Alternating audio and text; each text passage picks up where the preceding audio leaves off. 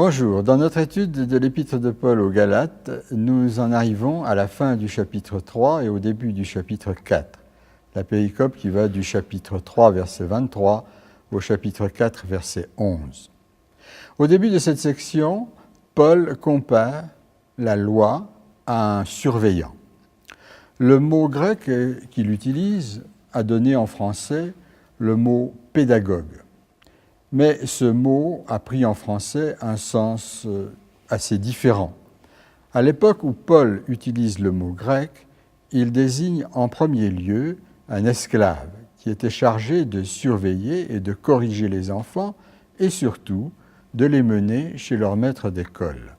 Dans le contexte ici, Paul dit que le régime de la loi constitue pour l'homme en quelque sorte une prison et ses dispositions qu'elle contient sont alors comparables à des gardiens ou des surveillants de prison.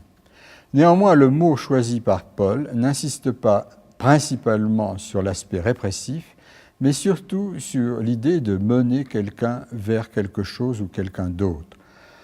De même que le surveillant menait l'enfant vers son maître d'école, de même la loi mène finalement à Christ. Par ailleurs, dès que l'enfant était avec son maître d'école, le surveillant n'avait plus rien à faire avec lui. De la même manière, si j'ai mis ma confiance en Jésus-Christ, dit Paul, je ne suis plus soumis à la loi. La foi fait de moi un enfant de Dieu, et on ne peut pas être plus ou moins enfant de quelqu'un. On l'est ou on ne l'est pas.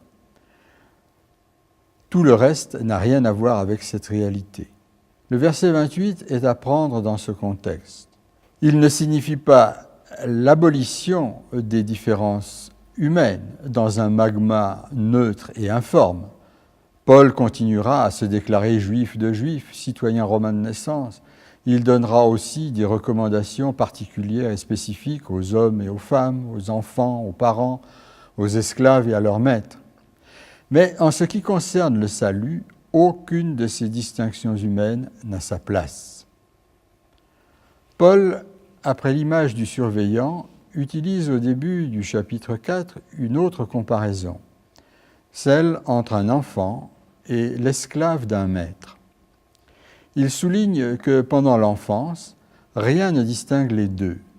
L'enfant, bien qu'il soit héritier et donc légalement propriétaire du patrimoine, est soumis à des esclaves chargés par son père de l'éduquer. Mais arrive un jour où l'héritage est effectivement remis à l'héritier. À partir de ce jour-là, il n'est plus soumis à des esclaves, mais dépend directement de son père. C'est la position du chrétien qui place sa foi en Jésus-Christ, nous dit Paul. Et cette réalité nouvelle, Dieu la scelle de son esprit qu'il met dans le cœur du croyant. Nous avons donc la liberté de nous adresser directement à notre Père, avec une intimité totale.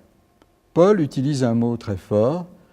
La note de la Bible en français courant, qui renvoie à celle de Marc 14, 36, dit qu'il s'agit du terme araméen qui désigne habituellement le propre père de celui qui parle ou de celui dont on parle.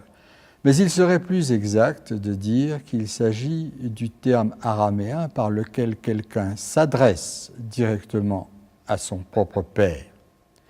Dans mon français, en tout cas tel qu'il était pratiqué dans la famille, à propos de mon père, j'utilisais le mot « père » pour le désigner, pour parler de lui, comme par exemple dans la phrase « je te présente mon père ». Mais ce n'était pas ce terme que j'utilisais pour m'adresser à lui. Pour cela, j'utilisais, même en tant qu'adulte, « papa », sans connotation d'enfantillage, mais avec une forte connotation d'intimité et d'affectivité. C'est cette affectivité et cette intimité que je peux avoir avec Dieu lui-même, directement, grâce à l'œuvre de Jésus-Christ. Dans cette section, après avoir secoué les Galates violemment, on se souvient du bande d'imbéciles de 3.1, Paul essaie maintenant de les raisonner. Il est remonté aux origines du peuple juif pour montrer que les judéo-chrétiens qui veulent contraindre les Galates à se soumettre à la loi juive sont dans l'erreur. Pratiquer la loi juive reviendrait pour eux, pour ces chrétiens d'origine juive, à redevenir esclaves, alors qu'en Christ, ils sont des enfants, des héritiers, libres. Maintenant, ils remontent aussi à l'origine païenne des Galates. Eux aussi, ils étaient esclaves, esclaves de divinités païennes. Les Juifs se vantaient d'être le peuple élu de Dieu, de ne pas être originaires d'autres nations et ignorer la loi divine, comme le dit gentiment la traduction en français courant pour Galates 2,15. Mais le texte est bien plus fort. Ils se vantaient de ne pas être des pécheurs, que sont des païens. Or, ici, Paul dit que la condition ancienne des Galates, en plein dans leur paganisme, était un esclavage comparable à celui de l'observation de la loi juive.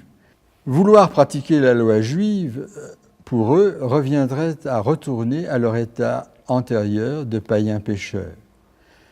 Les judaïsants qui étaient venus en Galatie prônaient le strict respect de la loi juive avec ses solennités. À propos du verset 10, la note de la Bible en français courant, mais il est fait allusion soit à des fêtes juives, soit à des fêtes païennes en relation avec le culte des astres. En fait, pour Paul, c'est du pareil au même.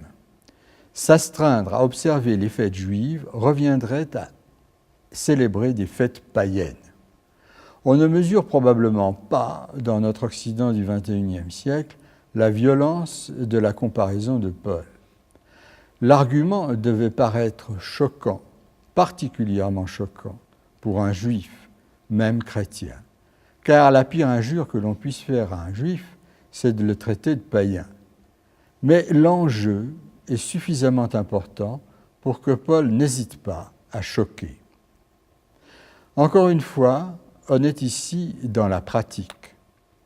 Célébrer des fêtes, non seulement ce n'est pas une mauvaise chose en soi, c'est même un besoin humain voulu par le Créateur.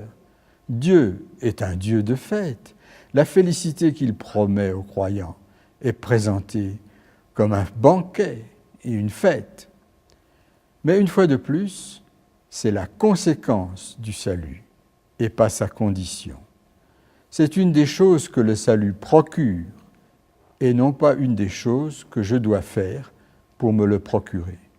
Et pour moi aujourd'hui, encore une fois, ce texte souligne que mes pratiques religieuses doivent être l'expression de ma foi et non pas des rites auxquels je m'astreins, ou pire, que j'impose à d'autres.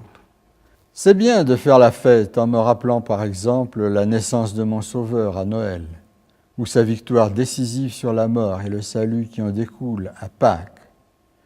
Mais cela reste l'expression de ma foi, pas sa condition.